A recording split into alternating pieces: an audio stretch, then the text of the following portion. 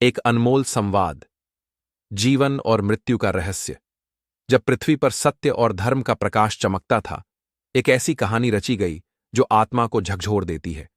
ये कहानी है एक पवित्र संवाद की, जो समय की सीमाओं को तोड़कर आज भी हर हृदय को प्रेरित करती है। क्या आप तैयार हैं उस रहस्यमयी दुनिया में उतरने के लिए, जहां जीवन और मृत्यु के गूढ़ प्रश्नों का उत्तर स्वयं ईश्वर देते हैं?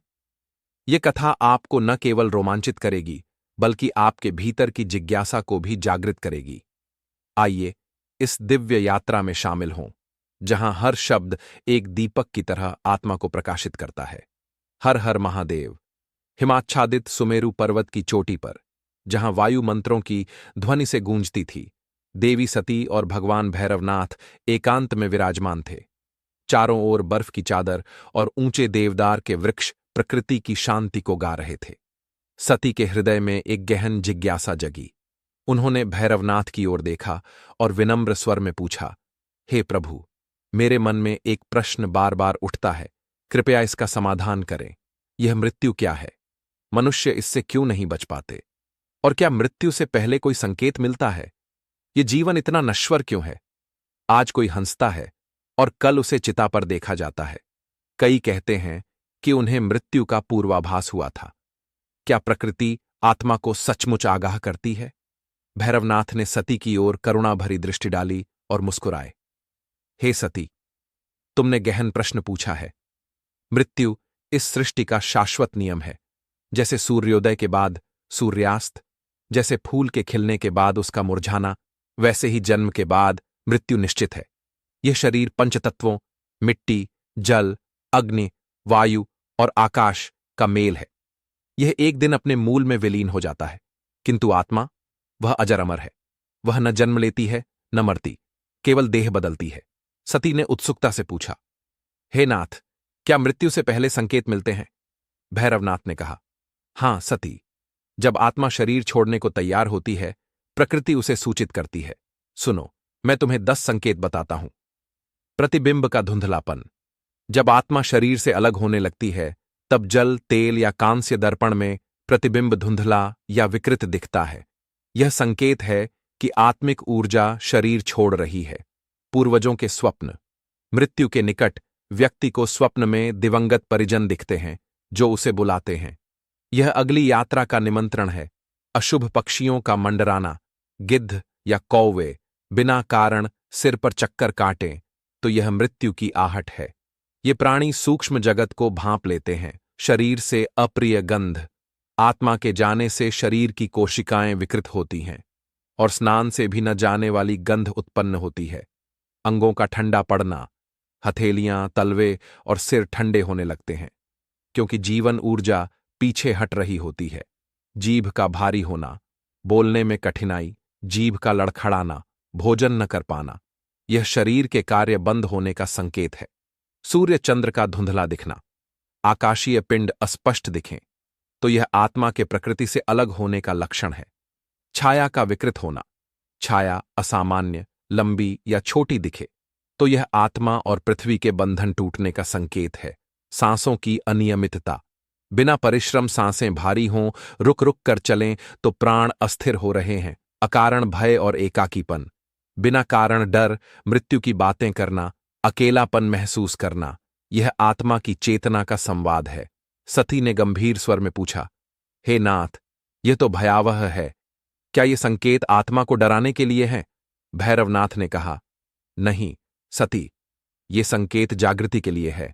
जो इन्हें समझ ले वह कर्म सुधार सकता है, भक्ति कर सकता है और मृत्यु को मित्र की तरह स्वीकार कर सकता है।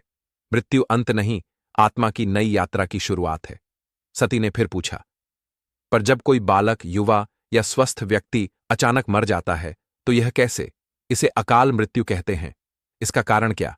भैरवनाथ ने उत्तर दिया, हां सती, अकाल मृत्यु वह है जो समय से पहले आती है। इसके 4 कारण हैं। पूर्व जन्म के पाप। पिछले जन्मों में निर्दोष को कष्ट देने का फल इस जन्म में अकाल मृत्यु लाता है। श्राप। तपस्वी, गुरु या माता पिता के श्राप से आयु भंग हो सकती है। ग्रहों का अशुभ योग। जन्म कुंडली में क्रूर ग्रहों का प्रभाव यदि निवारण न हो, अकाल मृत्यु लाता है। अपवित्र जीवन। नशा, अनाचार, नकारात्मकता आत्मा और शरीर के बंधन को कमजोर करती है। सती ने पूछा, क्या अकाल मृत्यु को टाला जा सकता है? हां, सती, भैरवनाथ ने कहा। सच्चा प्रायश्चित, मंत्र जप, तीर्थ स्नान, दान और गुरु सेवा से यह भय टल सकता है। विशेष रूप से महामृत्युंजय मंत्र का जप मेरी कृपा से मृत्यु को भी टाल सकता है। भक्ति से मन अमर हो जाता है। सती ने उत्साह से पूछा, मृत्यु के बाद आत्मा कहां जाती है? उसकी यात्रा कैसी होती है? भैरवनाथ ने बताया, मृत्यु के बाद आत्मा की यात्रा 3 चरणों में होती है। प्रेत अवस्था, मृत्यु के बाद 13 दिन तक आत्मा पृथ्वी पर रहती है। वह परिजनों, घर और अधूरे कार्यों से बंधी रहती है। श्राद्ध, तर्पण और पिंडदान उसे शांति देते हैं। यमलोक की यात्रा, 13वें दिन यमदूत आत्मा को यमलोक ले जाते हैं। पुण्यात्मा को दिव्य रथ मिलता है, पापी को कष्टप्रद मार्ग। यमराज और चित्रगुप्त कर्मों का लेखा देखते हैं। निर्णय, पुण्य भारी हो तो स्वर्ग, पाप भारी हो तो नरक और मिश्रित कर्मों वाली आत्मा को पुनर्जन्म। कुछ महान आत्माएं मोक्ष पाती हैं। सती ने पूछा, नरक कैसा होता है? क्या वहां यातना होती है? भैरवनाथ ने गंभीर स्वर में कहा, नरक पापी आत्माओं का स्थान है। वहां दंड शुद्धि के लिए है। कुछ नरक हैं तमोघर, संपत्ति हड़पने वालों को अंधेरे में लोहे की रस्सियों से बांधकर पीटा जाता है। अंधकूप, झूठ बोलने वालों को अनंत अंधकार में भटकना पड़ता है। रौरव, जीव हत्या करने वालों को विषैले सांप डसते हैं। महारौरव, परिजनों को कष्ट देने वालों को भयानक प्राणी नोचते हैं। कुंभपाक, मांस भक्षण करने वालों को खौलते तेल में डुबोया जाता है। कालसूत्र, माता पिता का अपमान करने वालों को अग्नि रस्सियों से घसीटा जाता है। असिपत्र वन, व्यभिचार करने वालों को तलवार जैसे पत्तों से काटा जाता है। वैतरणी, गौ या स्त्री, हत्या करने वालों को रक्तमल की नदी पार करनी पड़ती है। सती ने कांपते स्वर में पूछा, स्वर्ग कैसा है?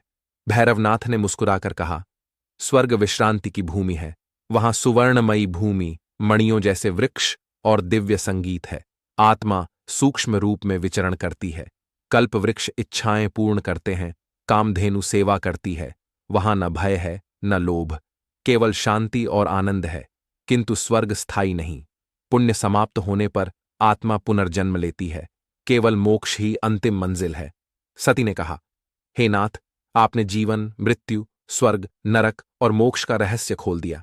यह ज्ञान हर आत्मा के लिए अमूल्य है। भैरवनाथ ने कहा, हां सती, यह संवाद संसार के कल्याण के लिए है। जो इसे श्रद्धा से ग्रहण करेगा वह अंधकार से प्रकाश की ओर बढ़ेगा। धर्म, सत्य और प्रेम से जीने वाला कभी अकाल नहीं मरता, वह अमर हो जाता है। यह कथा केवल कहानी नहीं, जीवन का दर्शन है। इसे सुनने वाला प्रत्येक हृदय अब शिव ज्ञान के प्रकाश में चमकेगा।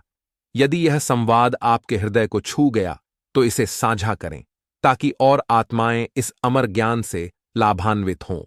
हर हर महादेव। ओम नमः शिवाय।